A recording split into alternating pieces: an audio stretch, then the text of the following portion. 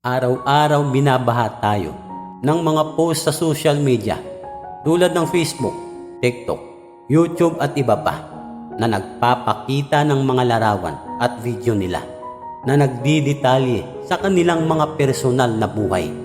Ang mga update ay madalas nagpapakita ng kanilang mga ari-arian tulad ng isang bahay at isang bagong sasakyan. Ito ay lumikha ng impresyon ng kanilang kayamanan at isang progresibong pamumuhay at nagpapakita ng mas mataas na antas ng kanilang pamumuhay kumpara sa atin. Kaya isang pakiramdam ang nararanasan nating lahat sa isang punto ng ating buhay. Ang pakiramdam ng paglubog sa isang malalim na hukay kapag nasaksihan natin ang iba na umuunlad sa kanilang buhay. Inaasahan natin na ang ating mga hangarin sa buhay ay matutupad kaagad, kaya nagsusumikap tayo ng husto upang makamit ang isang matagumpay na pamumuhay na katulad ng iba. Subalit ang pagkamit ng isang progresibong pamumuhay ay hindi isang kompetisyon o karera. Ito ay hindi tungkol sa kung sino ang nauna. Hindi ito pabilisan, hindi ito paunahan. Ito ay tungkol sa kung paano mo ito maisakatuparan. Ngunit ang pagkamit ng iyong mga hangarin ay parang bituin. Hindi mo ito makikita kung walang dilim. Kaya mahaharap ka sa maraming pagsubok. Makakaharap mo ang maraming hamon na susubok sa iyong katatagan at determinasyon. Nahahantong sa iyong pagtatanong kung kaya mo pa bang sumulong.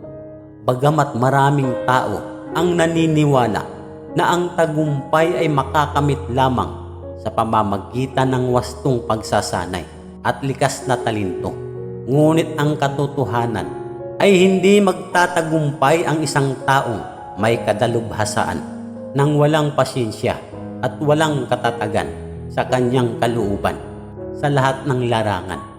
Kaya huwag sumuko. Hanapin ang inspirasyong kailangan mo para manatiling motibasyon sa pagtupad ng iyong mga pangarap. Hindi mahalaga kung gaano kabagal ang iyong paglakad. Ang mahalaga, patuloy kang umuusad. At ang pasyensya ay nagbibigay daan sa iyo upang manatiling kalmado dahil ang tagumpay ay hindi ito makakamit ng ilang minuto. Ito ay isang mahabang proseso. Tandaan na ang ibon ay walang pagod nagtatrabaho. Matyaga itong lumilipad ng pabalik-balik upang mangulikta ng mga dahon at sanga upang mabuo lamang ang pugad niya. Kaya ang pasyensya, pagtiyaga ay mahalaga dahil ito ay gumagawa ng walang kapantay na kombinasyon para sa isang tagumpay. Magtiwala sa proseso kahit gaano man katagal ang kinakailangan mong paghihintay. Itigil ang pag-alala tungkol sa kung gaano katagumpay sila. Tumutok sa sarili mong landas dahil maliligaw ka kung masyado kang tumutok sa kung ano ang mga narating ng iba. Manatili sa iyong mga pangarap at sikaping gawin ang lahat ng iyong makakaya. Ang bawat tao ay may sariling natatanging panahon ng paglago. Katulad ng puno, may mga tiyak na oras at panahon kung kailan magkakaroon ng bunga sa lahat ng ating mga pagsusumikap. Sa makatuwid, hindi makatarungan na ihambing ang iyong oras ng paglago sa oras ng paglago ng iba. Kaya ituloy ang iyong mga pangarap dahil sila ang magsisilbing iyong gabay at kumpas na humahantong sa iyo patungo sa iyong mga tunay na hangarin. Mahalaga lamang na magkaroon ka ng pasyensya at tiyaga upang maghintay para sa perpektong timing.